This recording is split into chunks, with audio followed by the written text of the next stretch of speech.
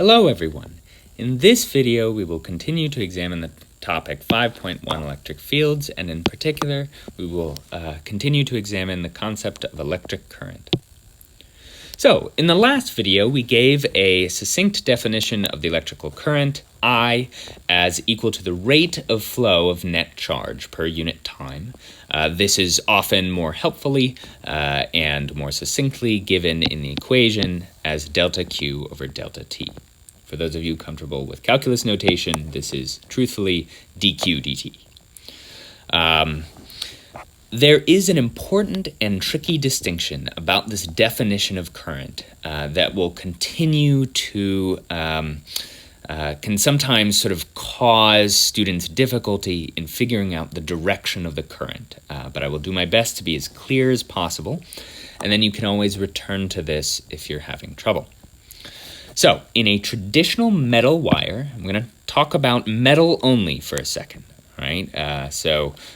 Currents can flow in a salt solution, for example. What follows will not apply to that. So in a traditional metal wire, only the electrons move, which we've already discussed. Those protons are locked in place in the positive ionic lattice of the wire itself.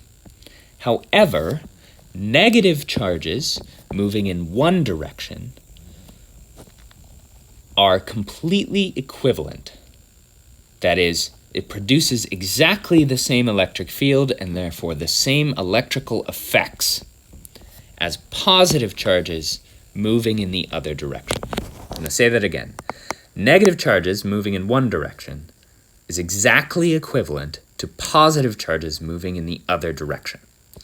And so we define what is known as the conventional current. This is what I will usually be referring to when I say current, as the flow of positive net charge opposite the actual motion of the electrons, which is occasionally known as the electronic current.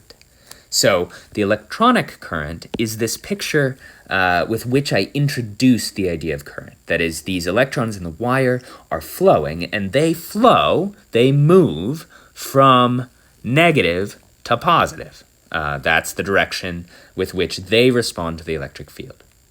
But that is exactly equivalent to positive charges moving in the other direction, from positive to negative. Okay, you can think of it as sort of chunks of positive charge as a conceptual tool. Notice the protons are not moving, but the effect of this, the electrons moving to the left, is the same as if those protons were themselves moving to the right and the electrons were staying still.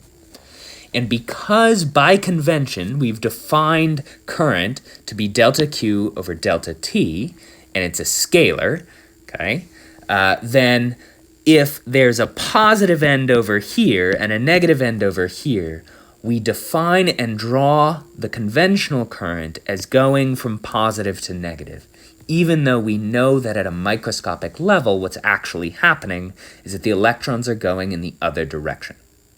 So when I say current goes from positive to negative, I mean conventional current. I mean this picture, which is equivalent to the actual electrons moving in the other direction, known as the electronic current.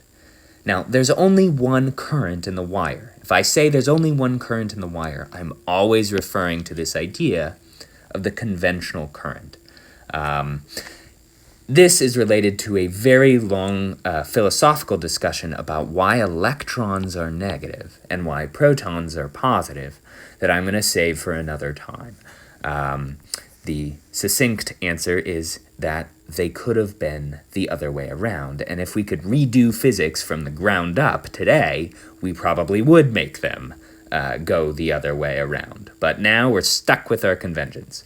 So the electrons are negative, they go this way from negative to positive, but when we talk about the current, what we mean is the conventional current.